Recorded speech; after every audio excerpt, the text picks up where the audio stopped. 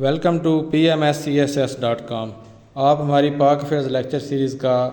9th lecture سن رہے ہیں اور آج کا ہمارا ٹاپک ہے دلی دربار۔ دلی دربار 1911 جب کنگ جارج 5 انڈیا کا وزٹ کرتے ہیں، دلی دربار سے لے کر جو نہرو رپورٹ تھی 1928 کی، اس ٹائم تک کے پیریڈ کو ہم بنیادی طور پر ہندو مسلم کوآپریشن کا پیریڈ کہہ سکتے ہیں، جس میں لکھنؤ پیکٹ سائن کیا جاتا ہے، خلافت موومنٹ آتی ہے اور دلی مسلم پرپوزلز ہیں اور سائمن کمیشن بھی اسی دور کی بات ہے۔ یہ پیریڈ تقریباً رفلی 18 سال پہ محیط ہے اور یہ ایک period of Hindu Muslim cooperation ہے۔ اور لیکن اس کا جو آغاز ہوتا ہے، جو نقطۂ آغاز ہے، وہ 1911 کا دلی دربار ہے۔ دلی دربار کی اہمیت اس وجہ سے ہے کہ وہاں دو اہم اناؤنسمنٹس کی جاتی ہیں فرام کنگ آف انگلینڈ، جو ایمپرر آف انڈیا بھی تھے، کنگ جارج 5۔ ان میں سے پہلی announcement annulment of partition of Bengal ہے اور دوسری اس میں اہم جو اناؤنسمنٹ کی جاتی ہے وہ شفٹ کیا جاتا ہے capital from Calcutta Bengal to دلی۔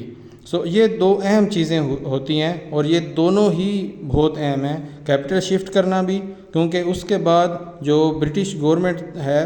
کیونکہ ہم کسی بھی کیپٹل یا چیز کی جو جغرافی ہے اس کی اہمیت سے انکار نہیں کر سکتے، اور دلی صدیوں انڈیا کا کیپٹل رہا ہے اور مسلم کیپٹل بھی تھا۔ یہ ایک بہت بڑی شفٹ تھی فرام برٹش گورنمنٹ۔ جو پہلی اس میں ایشو آتا ہے انالمنٹ آف پارٹیشن آف بنگال کا، یہ ایک سیٹلڈ ایشو اسے قرار دیا تھا وائسرائے نے جب شملہ ڈیپوٹیشن ان سے ملتا ہے 1905-6 میں، لیکن یہ جو موسٹ سیٹلڈ ایشو تھا یہ انسیٹل کر دیا جاتا ہے دلی دربار میں اور اس کی annulment of partition of Bengal announce کر دی جاتی ہے۔ اس کا جو ریئیکشن آتا ہے فرام ہندوز وہ یہ ہے کہ agitation was the only way to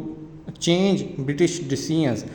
یہ ایجیٹیشن کیسے ہوئی، اس میں اس کے لیڈرز کون کون تھے اور اس میں کیا ایونٹس ہوئے اور ان کا سکیل کیا تھا، کہ ہم دیکھتے ہیں کہ even political secretary of the secretary of state of India, ان کا مرڈر ہو جاتا ہے، وہ بھی لندن میں۔ اس حد تک ایجیٹیشن کی جاتی ہے جس کے بعد برٹش گورنمنٹ مجبور ہو جاتی ہے کہ وہ انلمنٹ آف پارٹیشن آف بنگال کو اناؤنس کرے۔ ایک یہ جیسچر جاتا ہے، ایک امپریشن جاتا ہے ہندوؤں کی طرف کہ جی اگر ہم نے برٹش ڈیسیژنز کو چینج کروانا تو ایجیٹیشن از دا اونلی وے۔ اسی طرح جو مسلم ریئیکشن تھا وہ بھی یہی تھا کہ برٹش جو گورنمنٹ ہے ان کے ڈیسیژنز کو وائلنس نے ہی انڈو کروایا ہے۔ ایک سلوگن وہاں جنم لیا کہ نو بمز نو بونز، اور اس کے بعد ایک میجر پالیسی شفٹ آتی ہے، ایک پیراڈائم شفٹ آتا ہے ان دی جو objectives of all India Muslim league, جو ہم formation of all India Muslim league کی ویڈیو میں ڈیٹیل کے سامنے آپ کے سامنے ڈیٹیل کے ساتھ پیش کر چکے ہیں۔ لیکن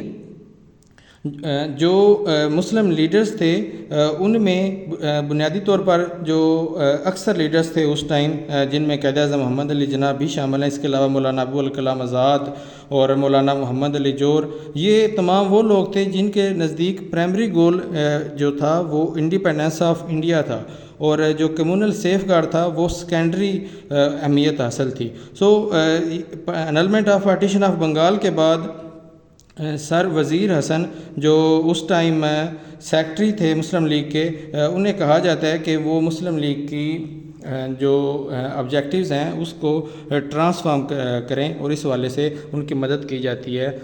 فرام قائد اعظم محمد علی جناح، مولانا ابوالکلام آزاد اور جو دوسرے مسلم لیڈرز تھے۔ اس طرح ایک شفٹ آتی ہے آل انڈیا مسلم لیگ کی پالیسی میں فرام لائلسٹ ٹوارڈز ریولوشنری پارٹی، اور اس میں ہم یہ دیکھتے ہیں کہ جو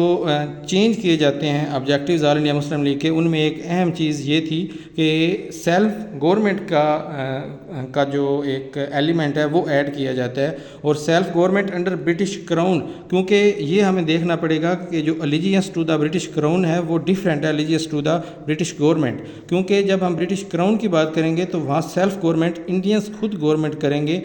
جس طرح کے دوسرے جو برٹش کامن ویلتھ کی ڈومینینز ہیں، جس طرح کینیڈا ہے، آسٹریلیا ہے، وہاں کینیڈینز خود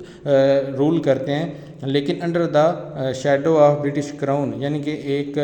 کہہ لیں کہ جو اتھارٹی ہے کانسٹیٹیوشنل جو اتھارٹی ہے وہ تو برٹش کراؤن رہتی ہے، لیکن جو ایکچوئل پاور ہے وہ وہاں کے لوکل لوگوں کے پاس ہوتی ہے۔ تو یہ شفٹ کیا جاتا ہے، ایک جو آبجیکٹیوز ہیں آل انڈیا مسلم لیگ کے، یہ دلی دربار کے بعد یہ بنیادی طور پر شفٹ آتا ہے، اور یہ جو شفٹ ہے basically allegiance to the British crown instead of British government, یہی باعث بنتی ہے کہ بعد میں لکھنؤ پیکٹ سائن ہوتا ہے، یہ اس کی طرف ایک زمین سازی کرتی ہے، ایک راہ ہموار ہوتی ہے۔ سو جب ہم یہ لکھنؤ پیکٹ کا ٹاپک ڈسکس کریں گے تو اس میں اس کی اہمیت کو مزید ڈسکس کریں گے۔ دا کویسچن آف سیپریٹ الیکٹوریٹ، یہ جو سیپریٹ الیکٹوریٹ کا ایشو تھا یہ بھی ایکسیپٹ کیا جاتا ہے دوسرے جو ہندو جو لیڈرز تھے ان کی طرف سے بھی، لیکن کچھ ہندو لیڈرز اور ایون اکثر مسلم لیڈرز جن میں قائد اعظم محمد علی جناح اور ایون لیاقت علی خان، وہ بھی سیپریٹ الیکٹوریٹ کے خلاف تھے اس ٹائم۔ جیسا کہ میں نے پہلے ذکر کیا کہ وہاں جو بنیادی ان کا گول تھا، جو بنیادی ان کے سامنے ہدف تھا، وہ انڈیپینڈنس آف انڈیا تھا، لیکن سٹل یہ لیڈرز ایک گڈ ول کریٹ کرنے میں کامیاب ہوتے ہیں اور ایک ہندو مسلم کوآپریشن کا ایرا جنم لیتا ہے۔ So thank you so much for watching this video. اگر آپ کو پسند آئی ہو تو چینل کو سبسکرائب کریں اور ویڈیو کو لائک کریں۔